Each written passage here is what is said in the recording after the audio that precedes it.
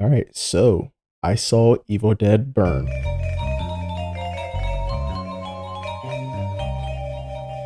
Hello, hello, welcome back if you've been here before. And today I'm reviewing Evil Dead Burn. So, man, this movie, just to start off, was amazing. Um, I think this from the cinematography, um, and just the uh, choreography as well, and the themes were just very well done. The characters as well.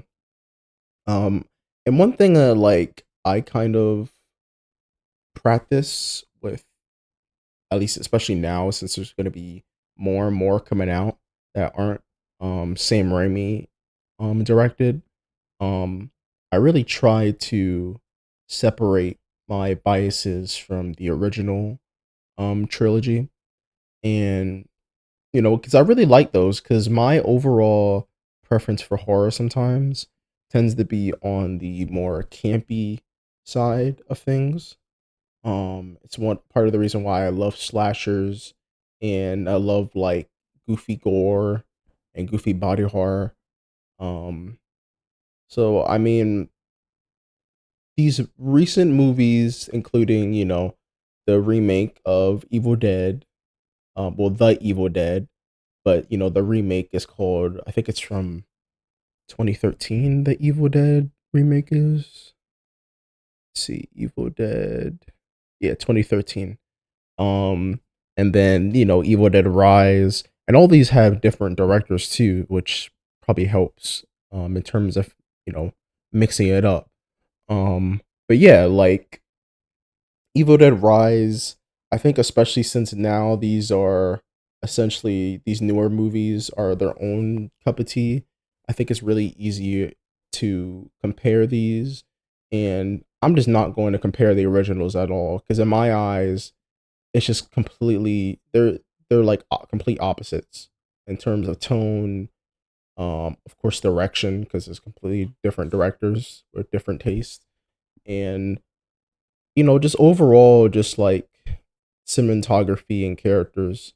Like, I mean, at least one thing I'll compare, like the originals are like, they're such forgettable characters. Like the only character that isn't forgettable is Bruce Campbell's character of Ash, which everyone knows. He's an icon.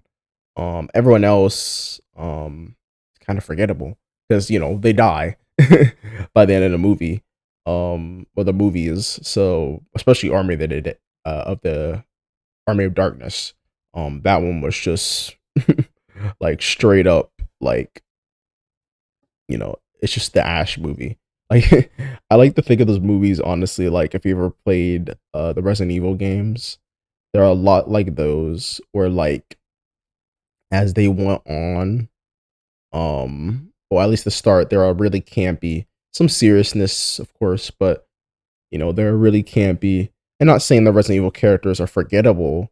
I think they do have more depth than some of the Evil Dead characters, but just overall, like a lot of them are very like surface level tropes. And yeah, like I feel like with those original um movies, that's an aspect that like these newer movies do a lot better. Like a lot of these characters in this, even though I didn't completely care for the Evil Dead remake in hindsight, because I was rewatching it the other day.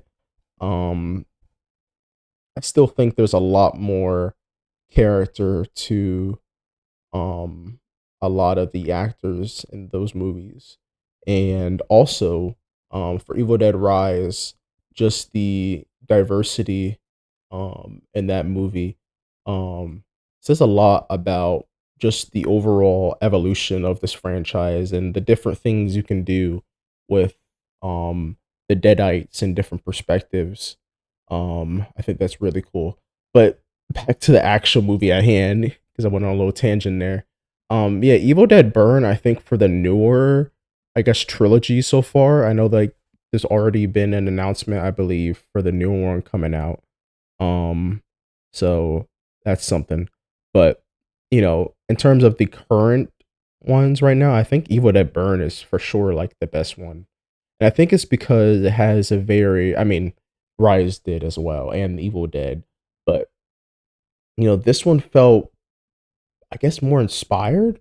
I guess I would say, like from start to finish, it just is like it was such a great story for one thing, and then also just great horror, like harkening back to um they weren't that goofy, but like I could tell like this director was like, let's add some humor to this. Let's add a little bit more humor in certain moments.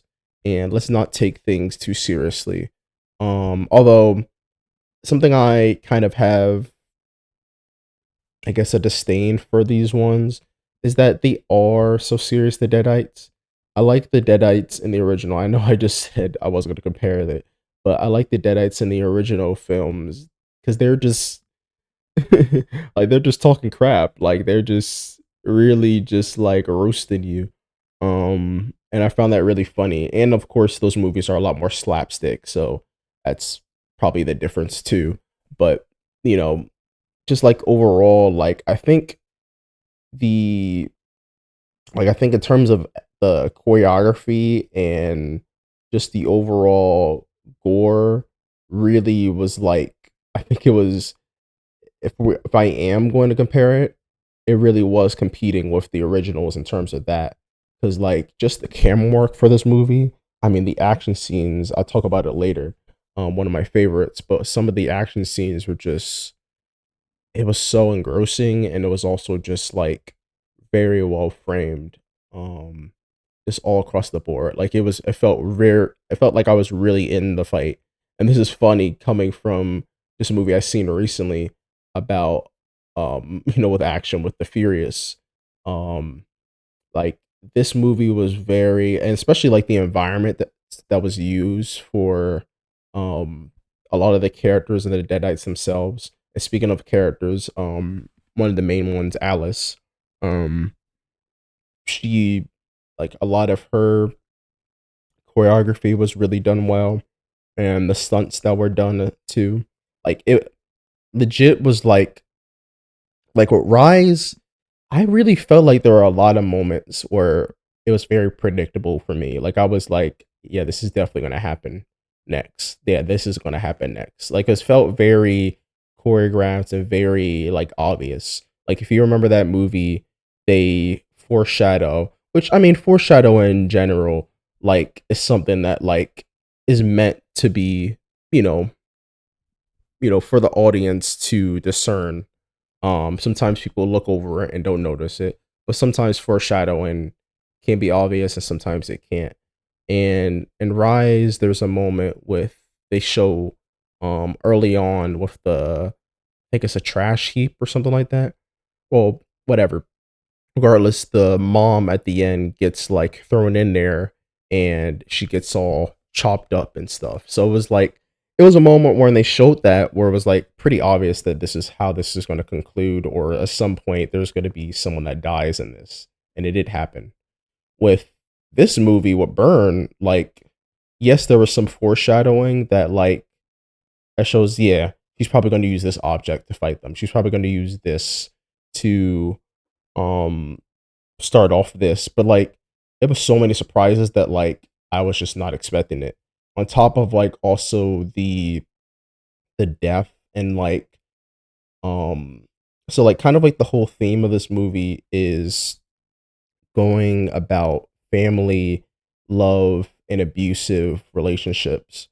And I think it was done really well. I mean, I think on a surface level it is a bit tropey, but tropes are there for a reason. As long as you do them well. And I think it did do that well. And I don't think it was a crutch for this movie. I think it like really exemplified this, this film overall. Um and just dynamics between each character felt very um felt real. It felt like, these characters were on the border of, boiling over for some of them, or there was some strained relationships between each character.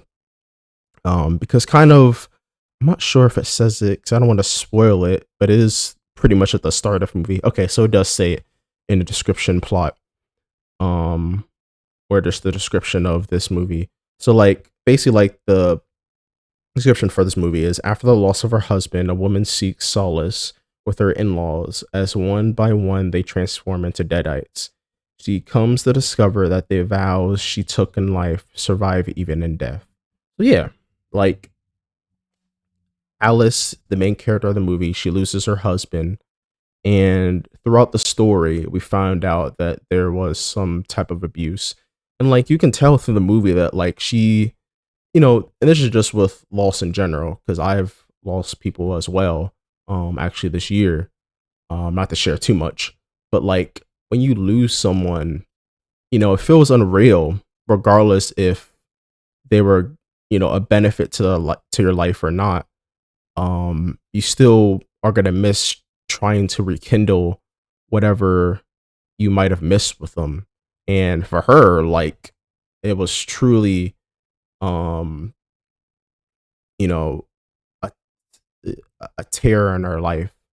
And by the end, I won't spoil it yet, but there's a conclusion for that as well.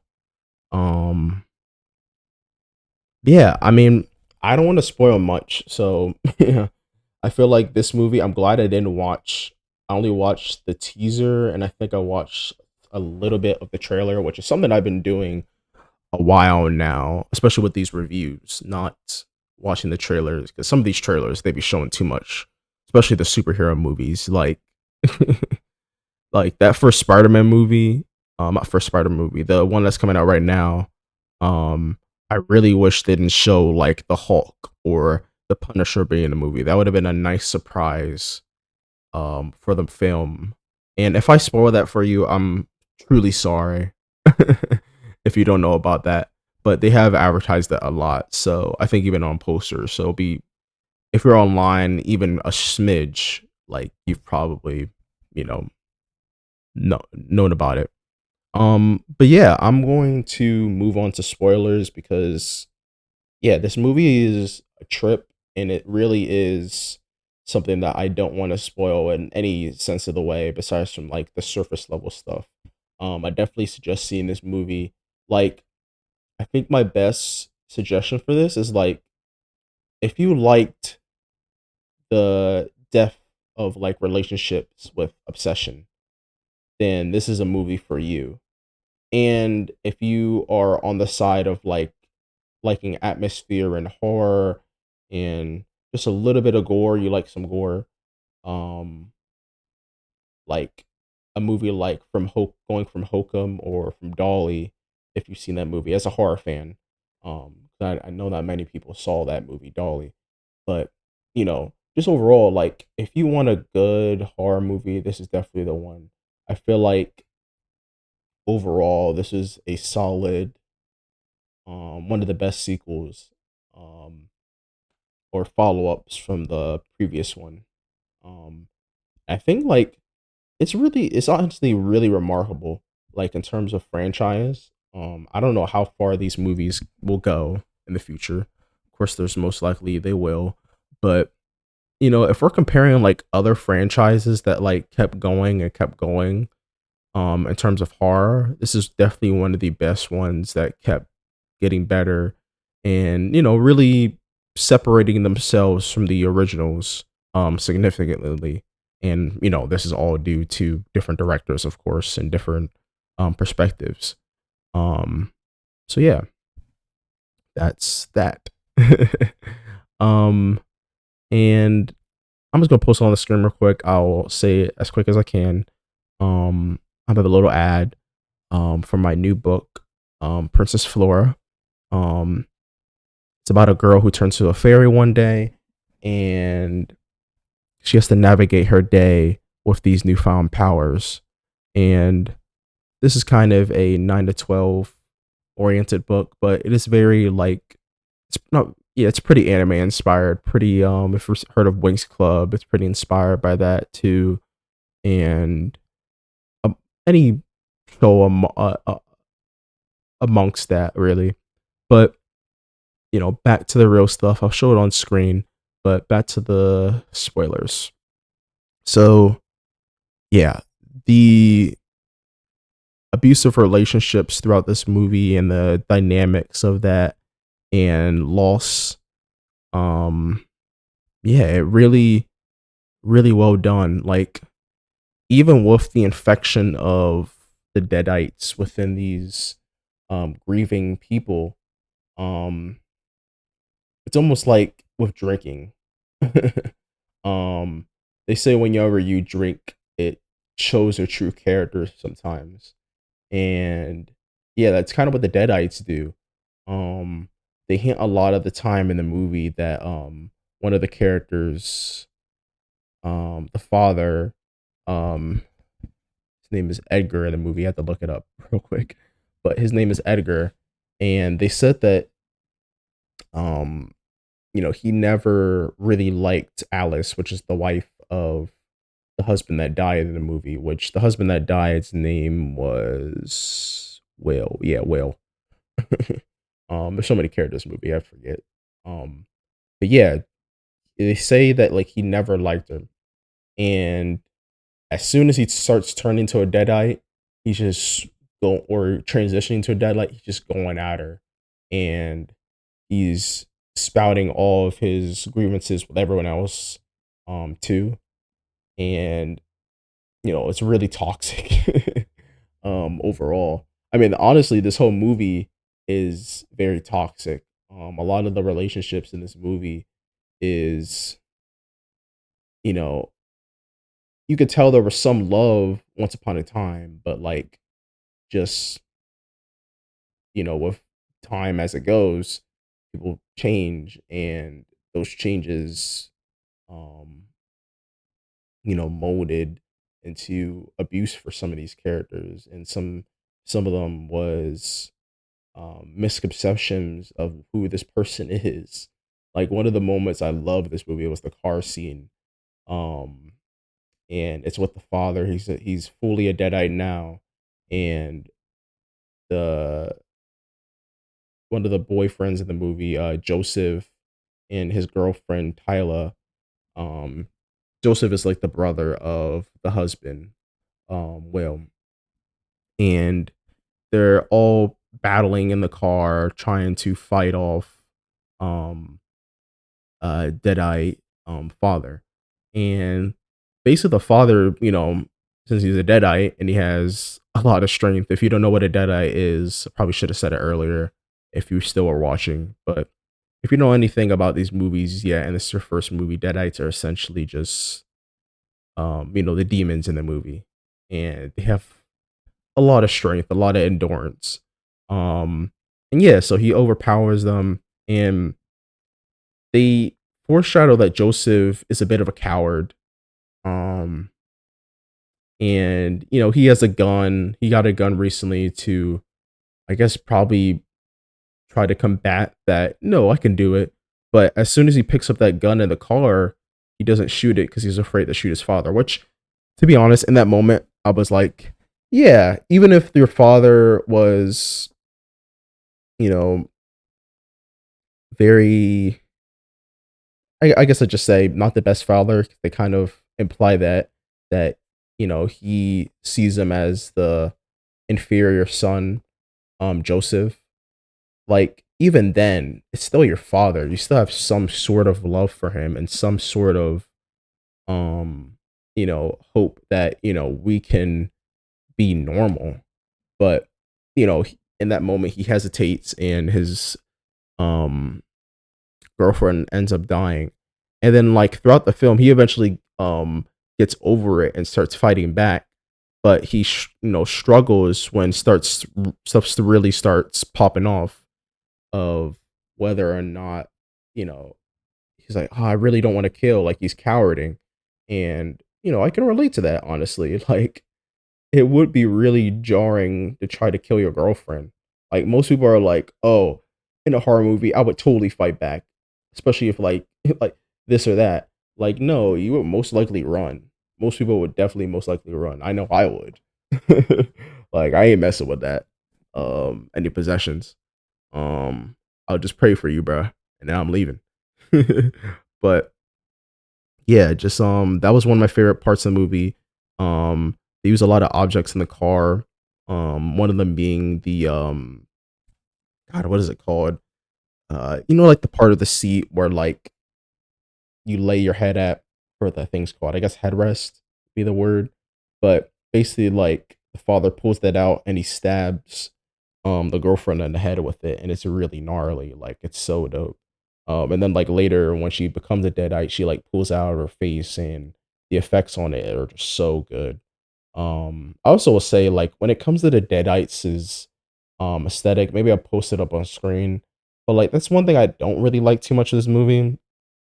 Kind of like the mother's look a little bit, but like just in comparison to the originals, like just the makeup and the withering of how they look just looked more, you know, ghastly. It looked more ghost-like. It looked a lot more demonic to me. It looked otherworldly, especially like since their eyes were like whited out too. These movies they just looked like, of course they're possessed and they're undead, but I don't know. They don't really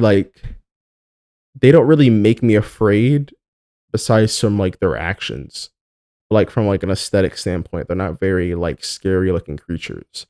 Um, but maybe that's the point because they are just possessed and undead, kind of almost in a zombie fashion.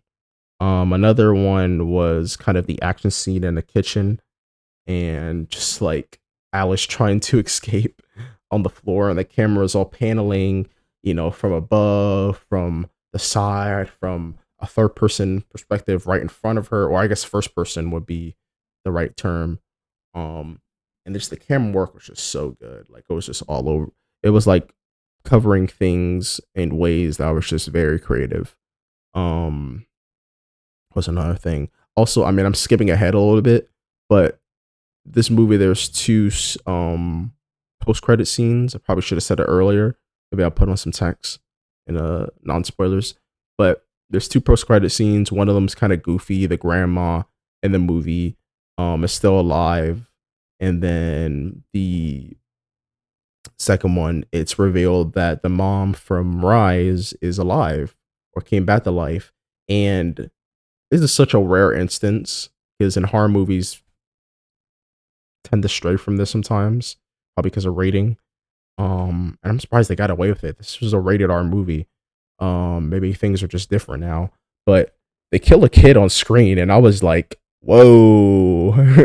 I know Terrifier was pissed off because they were trying to play around with maybe killing a kid in three, but they didn't do it. Like, whoa! Evil Dead was the one to do that. That was insane. But yeah, like it was a very visceral death. I was like, wow, whoa, like the kid looked like they were at least like 8 or 10. So I was like, wow, we really just did that. That's a rarity. Um, but yeah, the that was an interesting stinger, I think.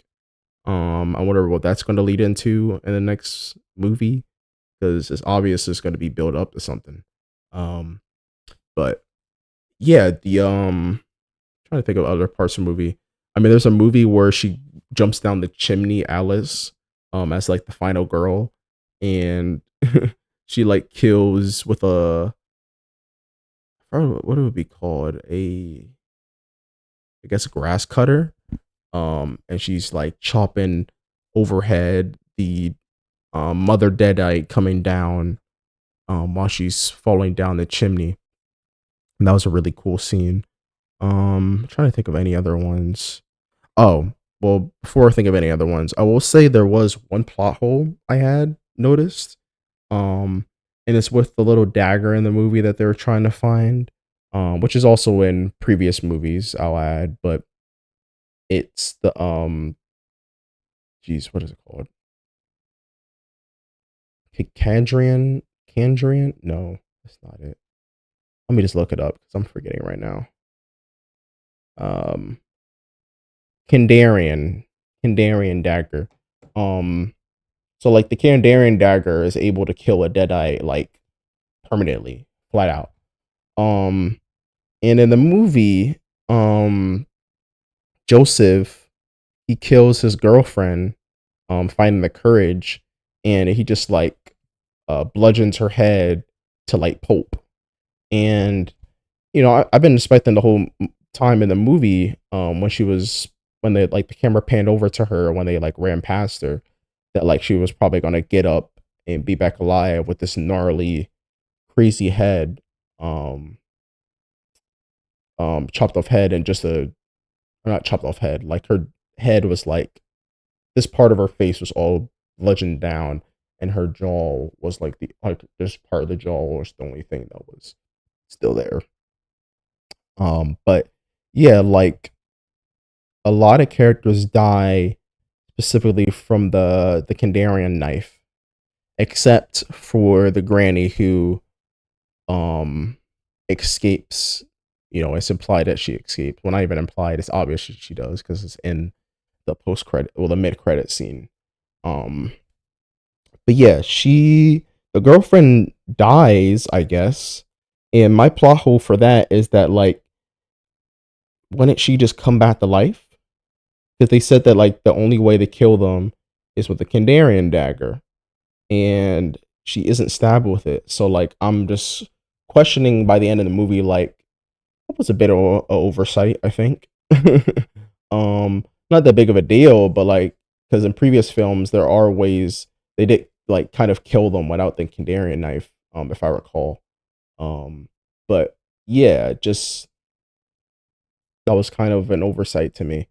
Um, but yeah, I think that's really all I gotta say. This movie was fantastic with the gore. At the start, oh, I don't know how I forgot. All the way at the start, there is um, it's like the catalyst of the whole movie with the husband dying, showing how he died and how one of the deadites were involved even from the beginning. Because everything is all linked. The his family, the husband and the brother Joseph, had a grandfather, kind of like in the original movies, that was really into the the necromonica. Always mess up the name of her. Necro. My goodness, I should know this. The amount of times I've seen that movie. Necronomicon. Jeez, the Necronomicon. Um, yeah, like he was studying that. He didn't actually have it, but he had like a lot of the copies and writings citing it, and the chantings to bring these deadites to life. And yeah, like the curse persists, and it's set off, and the husband dies. But before all that, these two bros just hanging out fishing, um they're like kind of like the first victims of the movie. And one of the kills was like, I feel like this would probably be an iconic kill, um kind of similar to the famous Vine scene in the Evil Dead, and I guess Evil Dead 2, if we're because they're in both movies. But yeah, like kind of that like vine scene, but like in this movie, it's like with fish hooks, and the fish hooks and the fish line like pulls the guy's face, and his face is all getting pulled and ripped apart, and he gets pulled into the water and dragged. And the friend, he's like trying to save him, but he also ends up getting it too. And I don't know how it's done. I guess she's just able to do it, but the lady deadite, she like manipulates the water and the weather and makes it like boiling hot, and the dude starts boiling alive in the water. And it was like, I was like, whoa. That was really really cool. And like also the fact that I remember this. No, I say I always remember it. Like I've seen this movie several times, but there's a moment soon after she steps on his hand, and it like peels off towards the camera, and that was like really really cool. So yeah, a lot of the gore. I think especially more, of course, since it was 2013, but like it's way better than 2013's gore. I kind of can't recall Rise right now because that's one of the movies that I saw once because I didn't really entirely care for it too much. I did like a lot of parts of it, but there was, I didn't care for it too much. But yeah, definitely going to see this movie again when it comes out um on streaming and hopefully maybe get a DVD too. And yeah, go see this movie. Definitely suggest it. I forgot to say it in non-spoilers, I just realized. But I'll say it here and I'll put up some kind of text. Future Jai, I remember that. But yeah, this movie is a good, solid 9 out of 10. Or not good, like great, fantastic 9 out of 10. Um, and it would be a 10 out of 10, but I know this is just a preference for me. The the twerking, there's a camera because it's the brother's birthday, in the first act of the movie, before the husband brother dies. I should just say his name, Whale. Joseph's brother, and Whale is there, and so is their spouses slash girlfriend. And yeah, essentially like the camera pans over and there's like a girl twerking and it's like it just holds there and I'm like, what was jarring? And there's a bunch of like very promiscuous, scenes for like a good like 30 seconds and I had to like look away. I was like, really? So like that's probably why I wouldn't give it a 10 out of 10. Just a preference. Um but yeah, just this movie was great. Um Great themes, great choreography, great cinematography, and just overall go see it. Um and have a blessed day.